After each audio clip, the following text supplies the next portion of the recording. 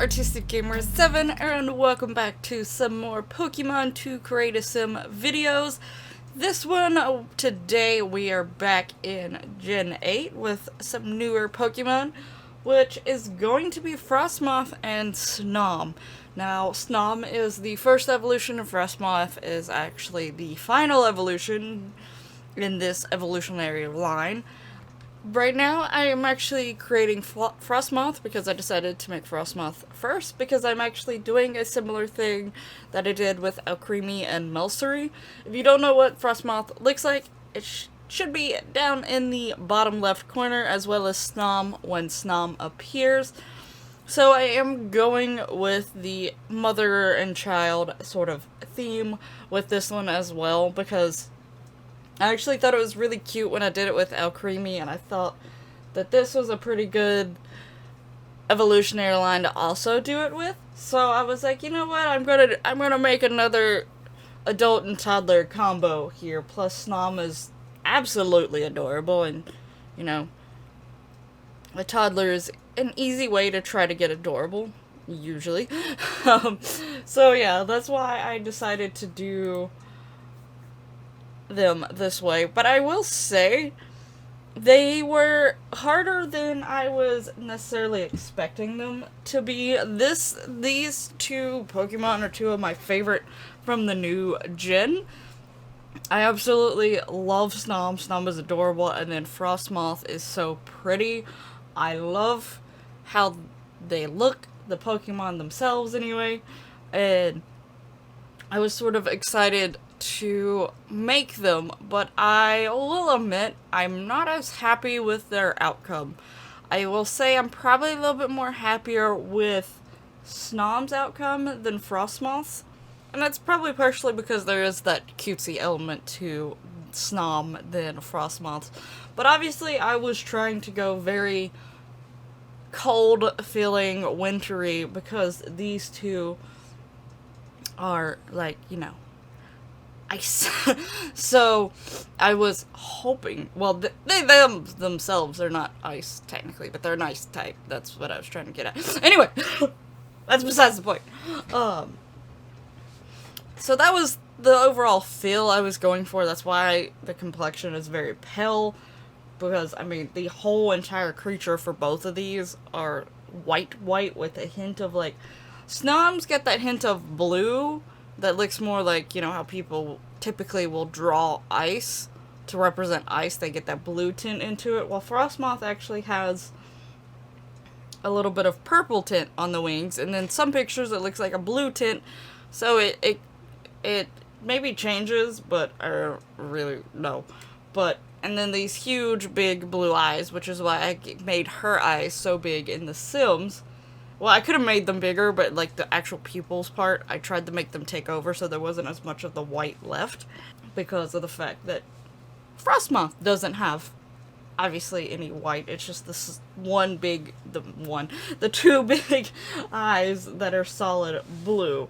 So that's what I was sort of going off of without getting too much. Also, with Frosmoth, I wanted to go with some more poofy features. So, like, I sort of was trying to think of a hair that could be poofy, or maybe have the two buns or something, or pigtails because of the two things that stick up. So I was going either poofy or two type things, and just trying to make the overall outfit look poofy and flowy, or, you know, something along those two lines, because flowy to represent more of the wings, poofy to represent more of the body. So I was trying to go for those sort of two mixes, but I will say it was very hard to do. One, with the hair, I was limited on the fact that I really needed this character to pretty much have all white, like solid white features.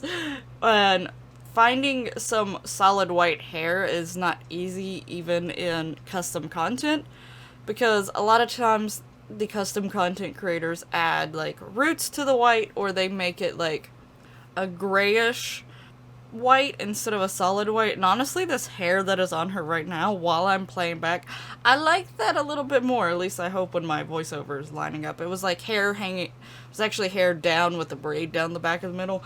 It wouldn't have made as much sense with the way the Pokemon looks, but it looked really pretty on her, and I almost wish I would have just went with that for looks reasons. But anyway, ultimately I do go on, I think we've already showed it, I do pick a ponytail that's like a high ponytail that's a little bit poofier in the back, and it has 2 strands in the front. You should actually be seeing it now, which in my head I was deciding those 2 strands could represent the 2 things coming off the head, technically, so I decided to go with that one because I thought it made the most sense for her. I was looking at wings, and there is one set of the wings that could have potentially worked, but I decided ultimately not to actually give her wings. But I was just sort of playing around and experimenting at this point with some of the accessories to see if I can get anything to also more so represent the things coming off the top of the head.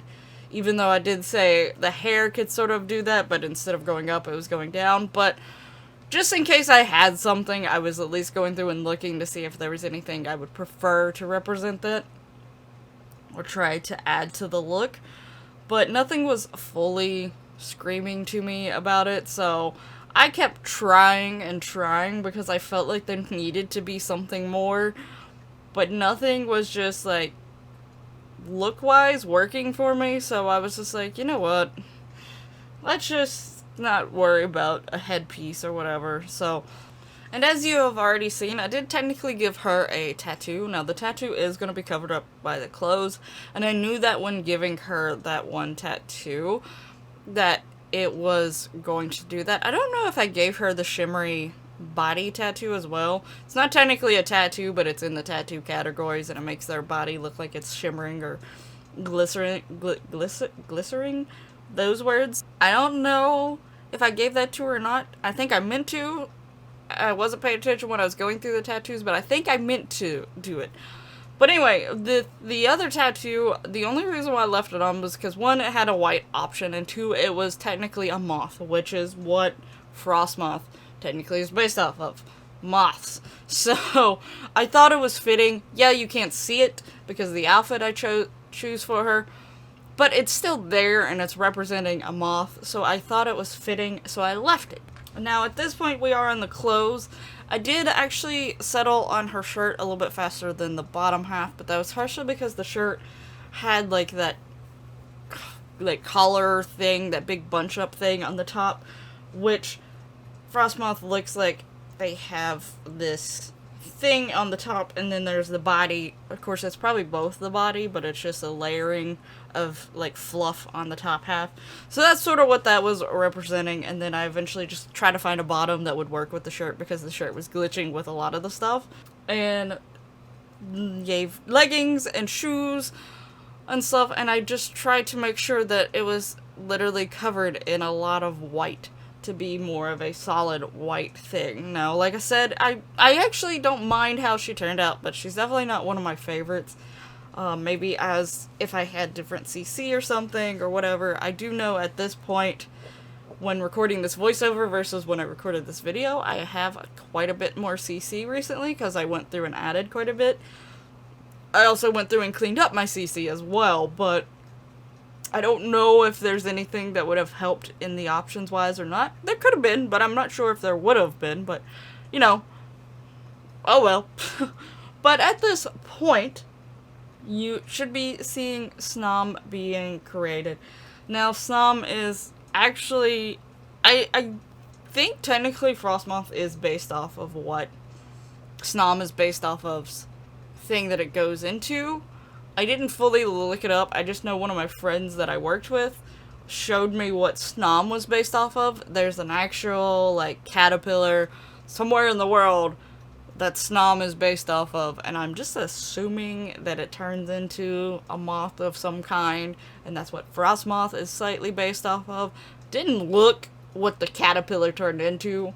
I just was fascinated that there was actually a caterpillar that looked somewhat like Snom, because Snom was based off of it, with this, like, weird, jagged, clear-like thing on its back.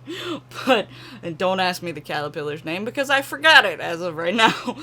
But yeah, so anyway, Snom is based off of a caterpillar, but obviously it is made with a Pokemon little cutesy twist going on here. I absolutely love Snom, and seeing Snom in the campsite is absolutely adorable.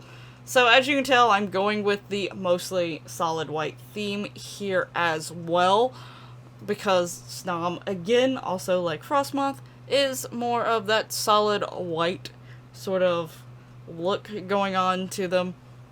Now, I did actually like this dress because the dress was mostly white, but it had that little bit of like that light blue underneath, which fit for Snom because of the fact that the top of Snom is more of a light blue feature than just a white feature. So I thought it was actually pretty fitting, and it was cute, and I really like that dress anyway because I love having it on toddlers because it's adorable. But, you know, oh well, it fit, and it was quite adorable, and I like it. I hope you did enjoy this video and like how they turned out. You should be seeing the screenshots now. I did still enjoy making these two. They're definitely not up there, and I will say when it comes to the adult-toddler combo, I think Alcremie and Melcery I like a little bit more, or quite a bit more in all honesty. No, Pokemon related, I love Snom and Frosmoth more than I like Melcery and Alcremie, though I still like Alcremie and Melcery. I have a little plush of Alcremie, but so in terms of Pokemon, it's opposite. In terms of Sims, I like Alcremie and Melcery's combo a little bit more. But I still did like how they turned out. I just wish it was better. But I hope you still enjoyed it. If so, hit that lovely like button. Make sure you are subscribed so that you don't miss out future Pokemon to CAS videos and other things here on the channel. Thank you so much for watching, and I'll see you in the next one.